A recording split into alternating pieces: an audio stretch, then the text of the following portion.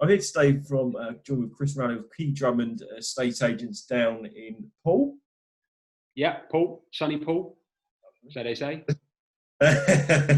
So I know, Chris, I know we had you lined up to do one of these interviews previously, but then lockdown got lifted. So we're now in for lockdown 2.0, which means you're allowed to stay open, which is quite nice. So you're not the only man in the office. I think when I popped in that time, you're the only one there on your own.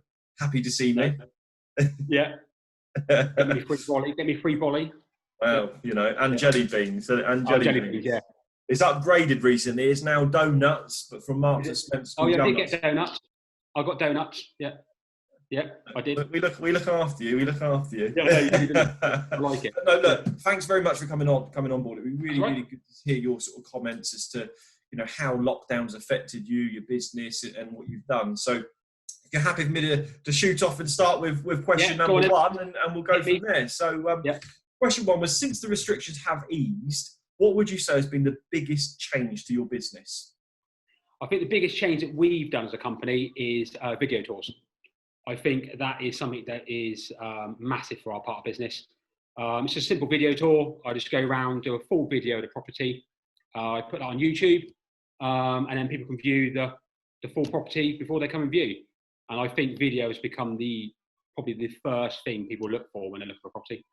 I bet that's, I bet for you, that's also probably narrowed down people, coming in and kicking the tyres, shall we say. Yeah, because you sort of limit the people that walk in a property and go, oh, I didn't know that was there, because they've already seen it on the video tour. And because they're a live video, you can't miss nothing. So practically a second viewing, I'm assuming, isn't it? Yeah, it is, yeah. But that's one thing that I must admit is a big thing we've done. Is that sort of as standard now? You do that as standard then? Yeah, as standard. It's free of charge. We don't charge for it. It's part of the package. We do it on every property, every single one. Oh, brilliant. Good to hear. Question two is, during the pandemic, and this can be business or personal. I'll talk about my personal, probably not eat everything in the fridge, but during this pandemic, have you learned any valuable lessons that you wish to share with us? I think the big thing is don't take life for granted, and life's too short.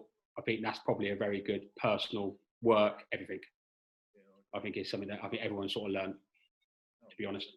Yeah, most definitely. I remember many a time going out my morning bike ride and stopping off my nan's front garden just to give her a wave. Usually can't come out, but I couldn't agree more. I think life is too short. I think don't take it for granted. Yeah, no, of course. So let's say you had a blonde wig on and you had the power to set the lockdown restrictions. I wasn't doing that. What would you implement and why? Oh, do you know what? It's one of them sort of things. Is it? Where do you start? I think everyone's got an opinion. Everyone thinks they're Boris. It's hard, really. And from my point of view, I think until a vaccine is out there, I think this is going to be the norm for a long time. So I think whatever opinion you've got, I think for me, from a personal point of view, I'd have liked to have seen a more local lockdown, probably because I'm a bit selfish and I think we've been okay down here. So I probably would see a more of a BCP lockdown as opposed to a national one. Whereas at the moment, you can still go wherever. I think it should be a more of a tie to your county, basically. Yeah. That's for my. That's what they're doing. That's what they're doing in France, isn't it? I think they've got everything stopped there. I agree. Yeah, I do agree. More local. Yeah. Question 4 is: what do you enjoy most about the new normal? I don't think there is. I don't think you can enjoy it really. I think from my work point of view, is the market's been really busy. I think it was strange because last year you had Brexit, then you had the election, then we had COVID. And I think since the first lockdown has gone, I think people have realised that the market's there. It's not going to change. And for us, we've been busier than probably we have been last year. So, going off on a bit of a tangent, do you think the stamp duty holiday should be extended? Yeah, I think it has to be. Yeah. I think more so over the case of what happens on the 1st of April. What happens, if you're buying at 500,000, that's a £15,000 saving that you're going to lose on that day. And all that's going to happen is they'll put it to the vendor. And then what happens then? So. Of course. Yeah, I think there needs to be a plan in place really for that, doesn't there? Yeah. Definitely. Question 5, and again, it's I know you potentially like to travel yourself. If you could be anywhere in the world right now without COVID-19 being an issue, where would it be and why? Do you know, I thought about this one and I had so many different answers. Holiday would be lovely. I've lost holiday. One thing I miss is my football. I'm a massive Aston Villa fan and I miss Villa Park. So if I could have anywhere, I'd be back at Villa Park, packed stadium, watching the footy. Doing really well this last They couple are, of aren't days. they? That's probably why I've said it. Yeah. Normally I hide, but I can actually say I'm a Villa fan at the moment. Oh, good work. Good work. Yeah. Well, look, it's been nice to have a chat and sort of get your insight on lockdown. And I think probably most of your answers there, I think everyone probably agrees with. It's been quite funny, actually, the question number...